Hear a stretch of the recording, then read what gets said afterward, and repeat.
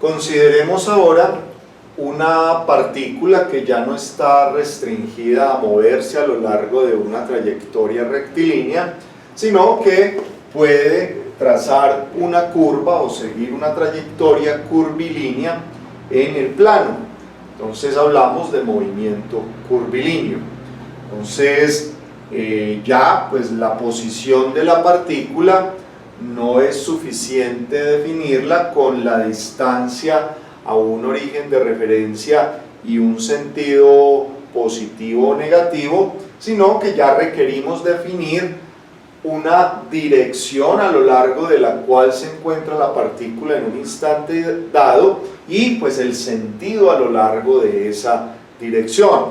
Entonces ya cuando tenemos movimiento curvilíneo, la posición de la partícula requiere ser descrita por un vector. Necesitamos la magnitud, que es la distancia al origen de referencia, la dirección, que es la línea a lo largo de la cual encontramos la partícula, y el sentido, que nos define hacia qué lado sobre la línea debemos mirar para localizar la partícula. Entonces, en general, la posición de una partícula en movimiento curvilíneo es definida por un vector, y pues lo vamos a denotar cuando hablemos de una cantidad vectorial por la letra que define el vector y una flechita encima. Entonces consideremos que la partícula se está moviendo a lo largo de esta trayectoria punteada, de esta curva, ¿sí? Se encuentra en una posición inicial y un intervalo de tiempo después pasa a una posición A'. Entonces definimos la posición inicial de la partícula por este vector R, la posición final de la partícula por este vector R', y el cambio o desplazamiento, el cambio en la posición o desplazamiento de la partícula lo definimos como un delta R. Entonces de este esquema vemos que la posición final de la partícula es igual a la posición inicial más el desplazamiento o delta dr. Aquí podemos ver que el desplazamiento pues obviamente es la diferencia entre la posición final y la posición inicial. Entonces se define la velocidad promedio como el cociente entre el desplazamiento y el intervalo de tiempo en el cual sucedió ese desplazamiento. Realmente en álgebra vectorial pues es una operación válida la multiplicación de un escalar por un vector. Entonces realmente esto no está definido en álgebra vectorial, una división de un vector por un escalar, pero sí tenemos la multiplicación, en este caso de un escalar 1 sobre delta de t por el vector de desplazamiento delta r. Entonces, de nuevo, pues este vector de velocidad promedio nos da una idea de qué tan rápido se movió la partícula, ¿sí?, desde su posición inicial hasta su posición final, y pues también nos dice en qué dirección, ¿sí?, el delta r apunta en la dirección en la cual ocurrió el desplazamiento. Pero realmente la trayectoria de la partícula pues pudo ir cambiando de dirección, ¿sí? El delta R pudo haber cambiado de dirección, ¿sí? Y pues la magnitud de ese cambio de dirección en un intervalo de tiempo también pudo cambiar. Entonces la velocidad promedio nos da una información genérica, ¿sí?, pero pues si queremos conocer qué sucede o averiguar qué sucede en un instante específico, pues ya la velocidad promedio no nos ofrece esa información. Así que debemos mirar qué sucede en el límite cuando el intervalo de tiempo se hace infinitesimalmente pequeño, y pues eso es lo que conocemos como la velocidad instantánea o simplemente velocidad. Aquí vemos que esta es la definición de una derivada, la derivada de la posición de la partícula con respecto al tiempo. Ya en este caso la posición será una función vectorial, pero pues podemos identificar algunas propiedades interesantes de la velocidad. Primero, de nuevo, recordemos que el delta R apunta en el sentido del desplazamiento de la partícula. Al multiplicarla por este escalar 1 sobre delta de t, el delta de t hemos dicho que en ingeniería siempre lo consideramos positivo porque los eventos pues tienen significado cuando terminan después del inicio de un evento de referencia. Entonces el delta de t siempre es positivo, o sea que no vamos a alterar el sentido del delta r cuando hacemos este producto de delta r por 1 sobre delta de t. Entonces esa es una característica que tiene la velocidad, siempre apunta en el sentido del desplazamiento de la partícula, de tal manera que si de alguna manera logramos determinar hacia dónde se apunta la velocidad de una partícula, así no la estemos viendo, con absoluta certeza podemos decir en ese instante hacia dónde se desplaza la partícula. Otra característica de la velocidad la podemos apreciar si nos imaginamos que hacemos un zoom a un tramo muy pequeño de la trayectoria curvilínea. Entonces tengamos presente que esto es un tramo muy pequeño, ¿sí? Estamos imaginándonos que hacemos un zoom, tenemos la posición inicial, la posición final, y aquí pues tenemos este vector de velocidad promedio delta r sobre delta t. Entonces miremos que a medida que el delta t se hace muy pequeño, pues este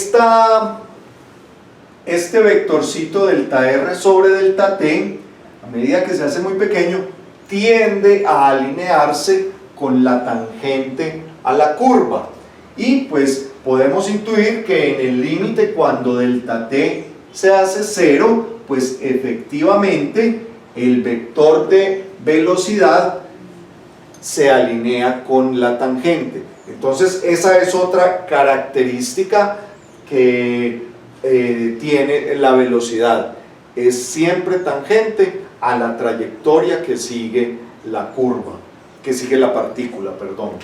Entonces la velocidad es tangente a la trayectoria.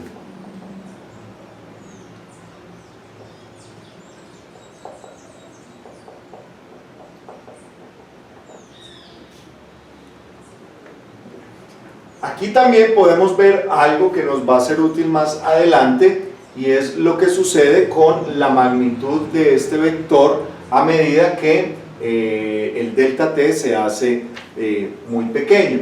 Entonces miremos que a medida que tomamos que el delta t se hace muy pequeño,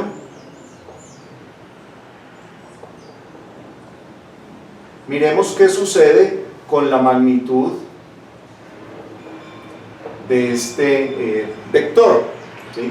Entonces en el límite cuando delta t tiende a 0, pues a medida que se hace muy pequeño delta t, la longitud de este vector la podemos aproximar a la longitud de arco de la curva dividido entre el intervalo de tiempo. Entonces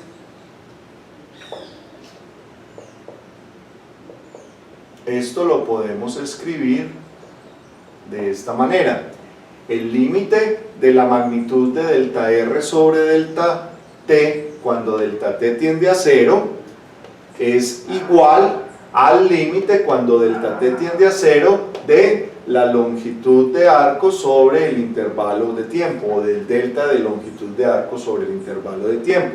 Y de nuevo, pues esta es la definición de la derivada. O sea que de aquí podemos ver que la magnitud de la velocidad, que se conoce como la rapidez, es igual a la variación de la longitud de arco con respecto al tiempo. Y esto es lo que se conoce como la rapidez o magnitud de la velocidad.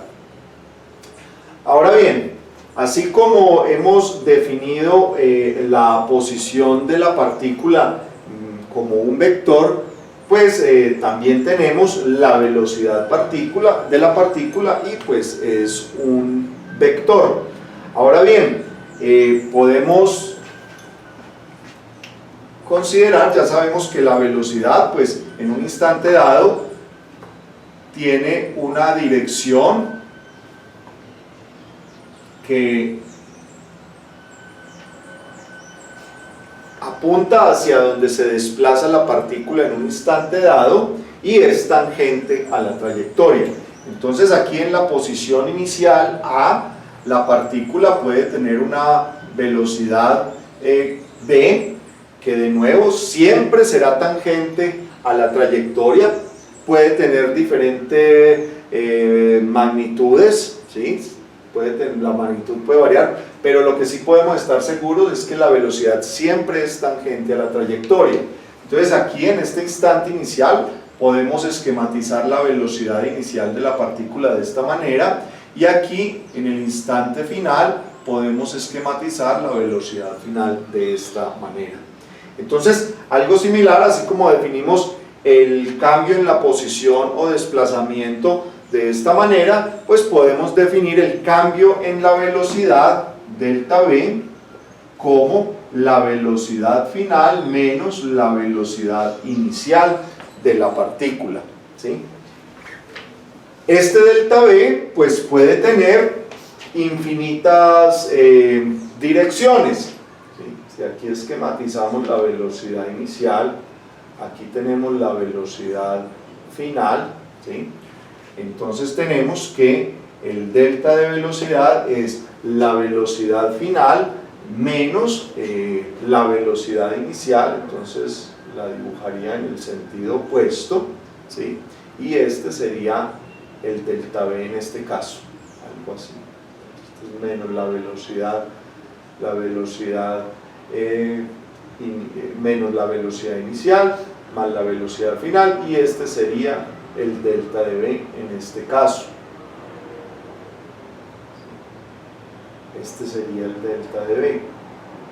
Pero entonces miremos que dependiendo de las magnitudes, aunque las velocidades de la partícula siempre deben ser tangentes a la trayectoria en un instante dado, las magnitudes pueden variar, ¿sí? Las magnitudes pueden variar. Entonces el delta de v puede tener infinitas posibilidades de direcciones dependiendo de las magnitudes de estas y los sentidos también, ¿no? De las velocidades inicial y final. Entonces este delta de v no necesariamente apuntará en el mismo sentido del desplazamiento como ocurre con el desplazamiento, el delta r, ¿no? Entonces así como definimos la velocidad promedio, pues definimos la aceleración promedio como el delta de v sobre el delta de t.